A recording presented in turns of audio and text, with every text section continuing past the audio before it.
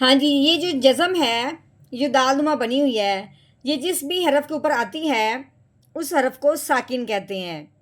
ہر حرف جب ساکن ہوتا ہے وہ پچھلے والے کو اپنے ساتھ ملا لیتا ہے۔ جیسے کہ اب ہم نے پچھلے حرف دیکھا ہے تو وہ سین ہے، اب سین نے واو ساکن کے ساتھ ملنا ہے۔ یہ ہر ساکن حرف کی بات ہے جس کے اوپر بھی جزم آ جائے گی، لیکن جب جزم آتی ہے واو کے اوپر، جب ہوتی ہے واو ساکن، تب اس کی بات تھوڑی علیحدہ ہو جاتی ہے، کیونکہ اس واو ساکن پہ قاعدہ جاری ہونا ہوتا ہے، اور قاعدہ جاری کا ہونے کے لیے کرنے کے لیے پیچھے دیکھا جائے گا جو پچھلے والا حرف ہے اس کے اوپر زبر آئی ہے یا پیش آئی ہے۔ اگر تو پچھلے والے حرف کے اوپر زبر ہے تو پھر اس کے اوپر لین کا قاعدہ جاری ہوگا۔ اب اس پہ لین کا قاعدہ جاری ہونا ہے کیونکہ سین کے اوپر زبر آئی ہے، اور لین کا مطلب کیا ہے؟ قاعدہ جاری ہوگا تو ہم نے کیا کرنا ہے؟ لین کا مطلب ہے کہ ہم نے لفظ کو نرمی سے ادا کرنا ہے، نہ تو جھٹکا لگانا ہے نہ اس کو لمبا کرنا ہے۔